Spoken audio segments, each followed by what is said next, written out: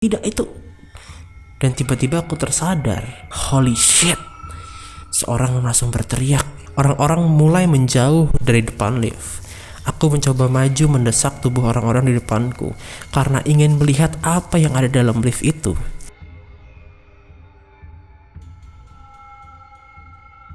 Halo semua dan selamat datang lagi di Kerasukan. Jadi hari ini formatnya agak beda nih ya. Gua nggak mau ceritain cerita-cerita horor nyata dulu, tapi hari ini gue mau bacain creepypasta.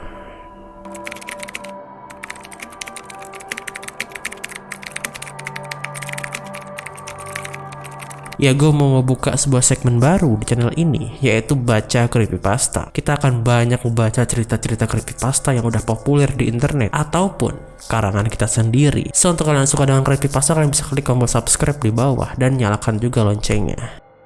Sekilas nih ya, tentang apa itu creepypasta. Basicnya, creepypasta tuh sama dengan cerita horor. Tapi creepypasta ini lebih populer di internet karena tersebar dari orang ke orang atau copy paste istilahnya. Creepypasta sendiri itu terdiri dari cerita horor, riddle, urban legend, dan masih banyak lainnya. So, nggak usah berlama-lama lagi, langsung aja kita masuk ke creepypasta yang pertama.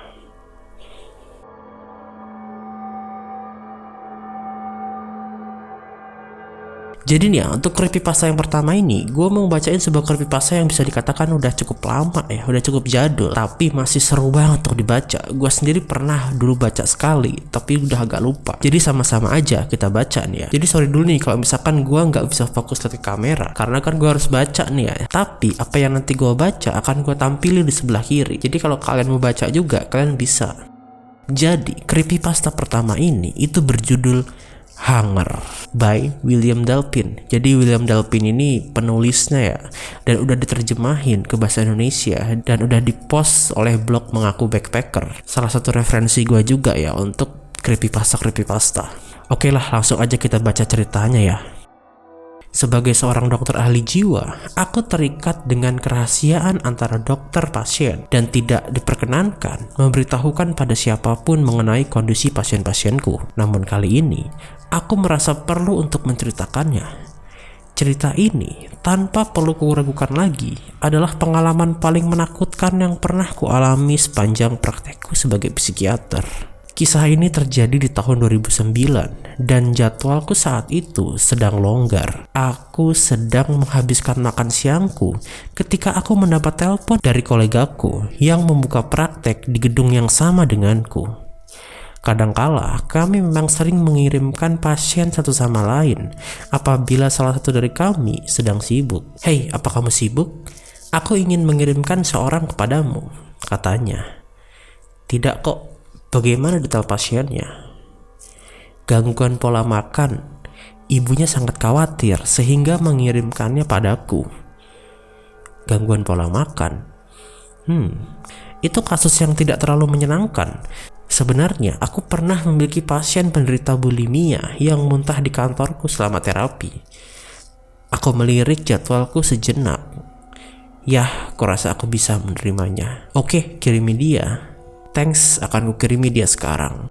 Jadi itu adalah percakapan tentang ada seorang dokter nih ya yang mau ngirimin pasien ke dokter temannya atau koleganya. Next. Aku mencoba merapikan mejaku dan menunggunya. Setelah 10 menit menanti, aku mulai tak sabar dan keluar untuk mencarinya. Ketika aku sampai di lorong, kulihat ada kerumunan orang berdiri di depan elevator. Mereka saling bercakap-cakap satu sama lain, seperti mendiskusikan sesuatu. "Ada apa ini?" tanyaku. "Liftnya macet," jawab salah satu dari mereka. "Sial, pasti dia terjebak di dalamnya." "Di lantai berapa?" tanyaku lagi. "Di lantai 10 dan 11, jawab orang itu. "Ya pasti dia ada di dalamnya. Kantor rekanku itu berada di lantai 10, sekitar 3 lantai dari sini. Menurut pengalamanku, bisa sejam hingga operator bisa memperbaiki lift ini. Aku harap dia tidak klaustrofobia." Kembali ke kantorku, aku menelpon rekanku. "Bagaimana?" jawab kolegaku di dalam telepon. "Ia terjebak di dalam lift," jawabku. "Benarkah?" "Gadis yang malang." Ia tertawa. "Siapa namanya?" tanyaku padanya. "Amelia." Dia mencoba mengingat. Amelia D sesuatu. Oke, thanks. Bagaimana jika kita minum sehabis pulang kerja, lalu kita bisa bertukar opini mengenai kasusnya? Eits, jangan katakan dulu. Aku ingin membentuk opiniku sendiri tanpa ada pengaruh darimu. Oke. Ternyata benar dugaanku. Baru sejam kemudian, aku mendengar sorakan dari ujung lorong. Itu tanda lift akhirnya bekerja kembali. Aku harus memastikan ia baik-baik saja. Kemudian aku kembali bergabung dengan kerumunan orang-orang itu depan lift. Ada lebih banyak orang ketimbang tadi, sehingga aku tak bisa melihat pintu lift itu dari balik punggung mereka. Namun aku mendengar suara berdenting yang menandakan lift itu berhenti di lantai kami, dan suara bergeser ketika lift itu membuka.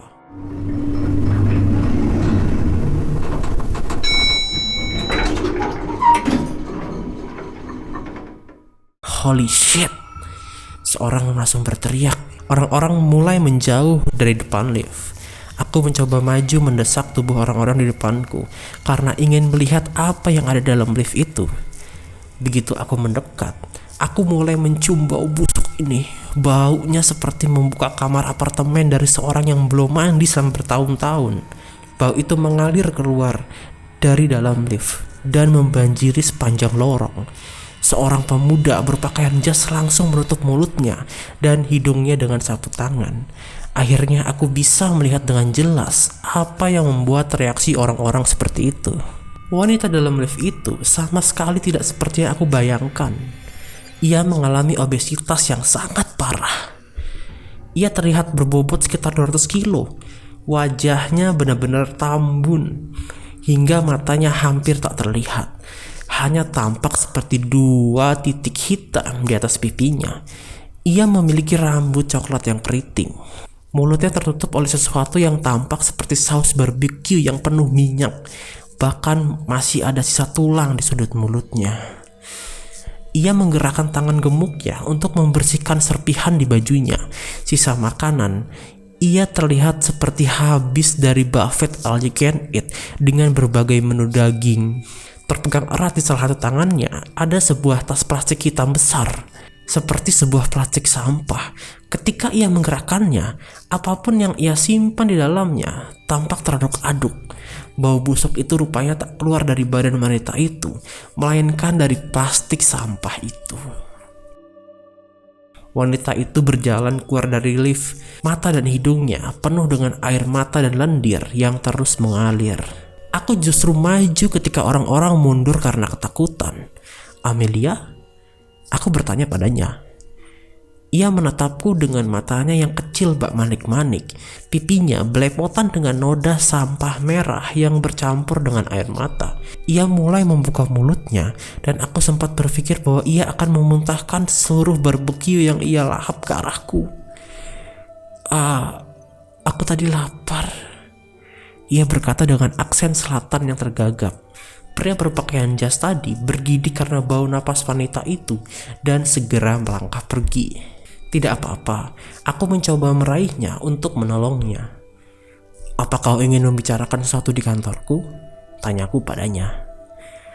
Melihatku mencoba meraihnya, ia menggenggam lebih erat tas plastik hitam besar dan memeluknya di depan dadanya. Isinya menimbulkan suara yang membuatku muak. Aku bisa merasakan makan siangku tadi naik ke belakang tenggorokanku. Apa itu milikmu? Tanyaku.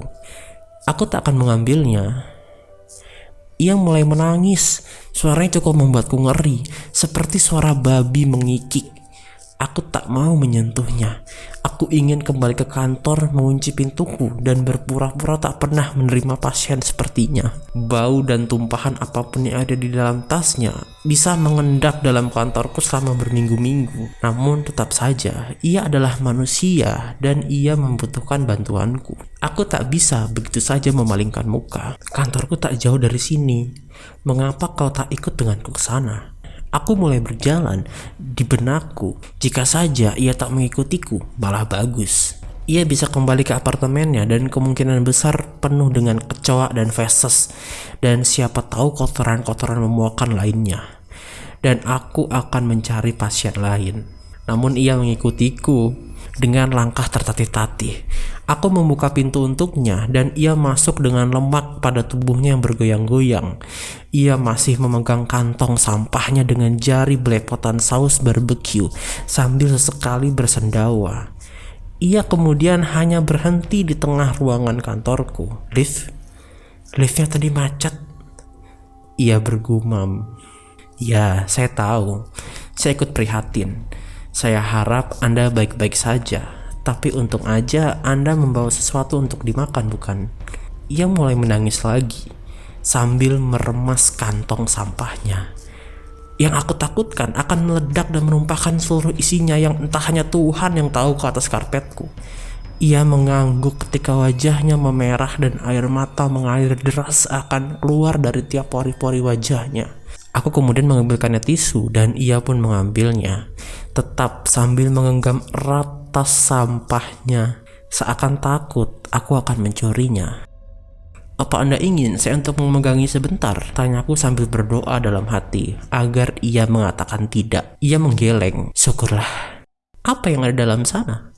Aku menunjuk ke kantong plastik besar yang ada di pegangannya. Ia gusar dan mendengus, mencoba menyedot kembali semua cairan kembali ke dalam wajahnya. Dengan menggunakan satu tisu, ia menyapu seluruh wajahnya hingga meratakan noda merah di mulutnya ke penjuru wajahnya. Sisa makanan. Ia menjawab dengan terbata-bata. Dadanya tampak naik turun dan ia mulai terisak kembali. Wajahnya kini serupa dengan air mancur. Aku mulai merasa kasihan padanya. Ia tampak sangat menderita. Lihat, kataku, terjebak di lift sungguh adalah suatu pengalaman traumatis. Isaknya mulai terdengar melengking. Jadi kenapa tidak kita tunda saja pertemuan kita sampai Anda tenang? Ia berusaha menjawab dengan isakannya. Anda ingin bertemu saya? Ya, hanya bukan hari ini. Mengapa Anda tidak pulang dulu saja dan mencoba santai? Saya akan berpikir Anda dalam mood yang tepat untuk membicarakan semua permasalahan Anda. Namun saya sangat ingin menolong Anda. Jadi mari kita jadwalkan kembali pertemuan kita untuk minggu ini. Bagaimana menurut Anda? Aku berjalan kembali ke mejaku dan mengambil kartu nama. Mulutnya masih gemetaran dan tampaknya ia sebentar lagi akan menjadi tumpukan lendir yang menjerit gila-gilaan. Namun ia justru tampak lebih tenang dan mengangguk. Kemudian mengambil kartu namaku dengan jari-jarinya yang masih menggenggam tisu yang lengket dan basah. Terima kasih. Ia berkata, aku hampir tak bisa membaca wajahnya. Seluruh mukanya tampak merah, bengkak dan basah, sehingga ia hampir tanpa ekspresi. Apa Anda mau saya menemani Anda hingga ke lobi? Tanyaku. Untuk berjaga-jaga seandainya lift macet lagi. Namun menurut saya seharusnya lift udah baik-baik aja sekarang, tidak perlu takut. Ia menggeleng. Sepertinya bukan ide bagus. Oke. Dan dengan itu ia berpaling dan keluar dari kantorku dengan langkah lamban dan malas. Bersamanya tas hitam dengan isi bergoyang-goyang mengikuti langkahnya, membawa pergi segala aroma busuk, jorok dan tak mengenakan dari dalamnya. Aku menghela nafas dengan lega ketika ia menutup pintu dan menghilang di baliknya. Ia tak pernah menelponku kembali. Seminggu kemudian, aku sedang minum-minum bersama kolegaku di lantai bawah. Aku sedang santai, menikmati beberapa cangkir minuman, dan tiba-tiba aku teringat kepadanya. Oh, omong-omong terima kasih, kataku. Untuk apa? Amelia. Siapa? Amelia, gangguan pola makan. Ingat, minggu lalu kau mengirimkannya kepadaku. Oh ya, aku ingat, yang terjebak dalam lift. Bagaimana keadaannya? Ini tanya koleganya ya. Ia benar-benar seperti kapal menunggu karam. Terisak terus-menerus dan hampir histeris. Aku memintanya menjadwalkan kembali pertemuan kami, namun ia tak pernah menelponku untuk membuat perjanjian. Jawabku. Apa kau sudah berbicara dengan ibunya? Tanya koleganya. Tidak, aku sama sekali tak mendapatkan informasi sedikit pun darinya. Tapi aku memberikan kartuku. Bagaimana pendapatmu mengenai dirinya? Tanya kolegaku. Ketergantungan pada makanan. Kasus klasik, jawabku. Benar-benar pemakan lahap. wajahnya benar-benar bukan ibunya. Maksudku Amelia, jawab koleganya. Hah? Apa? Bagaimana pendapatmu tentang Amelia? Ulangnya. Aku sudah mengatakan padamu, ya apa pendapatku? Amelia, gadis kurus kering berusia 12 tahun itu, kau pikir dia pemakan lahap? Apa? Tidak itu. Dan tiba-tiba aku tersadar, apa ibunya bersama saat itu? Ya, aku mengirim mereka berdua kepadamu. Dan mereka berdua terjebak dalam lift bersama-sama. Ia menatapku dengan mimik wajah yang langsung berubah. Tak perlu kukatakan lagi, aku tak pernah lagi bertemu dengannya. Amelia di sesuatu atau ibunya, wanita penderita obesitas yang tak bernama yang kutemui di luar lift pada hari itu. Wanita yang beraroma seperti kematian, tertutup oleh yang kupikir saus merah dan membawa tas berisi sisa-sisa makanan. Oke lah ya, kita coba bahas sedikit tentang creepypasta yang satu ini. Jadi nih ya, creepypasta ini ceritanya tentang seorang psikiater atau ahli jiwa yang mendapatkan kayak pasien dari koleganya yang sama-sama psikiater juga. Berhubung koleganya nih lagi sibuk, dia ini mengirimkan pasiennya itu ke si psikiater ini. Tapi sebelum si pasien ini nyampe ke ruangan psikiater ini, liftnya tuh macet dan terjebak di dalam lift itu. Dan akhirnya sekitar 1 jam baru bisa keluar gitu. Terus yang keluar itu tuh gadis berbadan besar. Kalau dari keterangannya sih ya beratnya sekitar 200 kilo ya, berarti gede banget sih, itu gila. Dia ngebawa sebuah kantong plastik yang beraroma busuk dan seperti saus barbecue yang ada di wajahnya gitu. Ya psikiater nih ngiranya kalau itu adalah makanan gitu kan, karena pun dia bilang ini sisa makanan. Tapi setelah dia ketemu sama koleganya dan bilang kalau dia ngirimin pasiennya itu berdua sama ibunya itu obesitas, sedangkan anaknya yang pasiennya itu anak berumur 12 tahun. Wait, jadi mungkin yang dikira saus barbecue itu darah, dan sisa tulang yang ada di pipinya atau yang ada di kantongnya itu mungkin sisa-sisa tubuh dari si Amelia yang dimakan sama ibunya. Wow. Cukup mind blowing sih ya, cukup membuat gue overthinking gitu. Inilah ya, ini keseruan dari creepypasta ya. Plotnya tuh selalu nggak bisa ditebak gitu. Plotnya tuh kemana-mana, tapi ujung-ujungnya kadang yang ngagetin, kadang ya. Semoga kalian suka ya dengan baca creepypasta pada hari ini. Kalau kalian suka, kalian tinggal like aja dan subscribe juga. Oh ya, besok gue akan update untuk cerita horor ya. Akan gue coba selingin sih ya untuk creepypasta dan cerita horor. Nanti tinggal tergantung yang mana yang kalian suka, gue akan lebih perbanyak yang itu. So, terima kasih untuk kalian udah klik video ini. Jangan lupa like, comment, dan subscribe. Dan semoga kalian semua selalu sehat dan dilindungi dari segala mara bahaya yang ada. And see you the next video. Bye bye.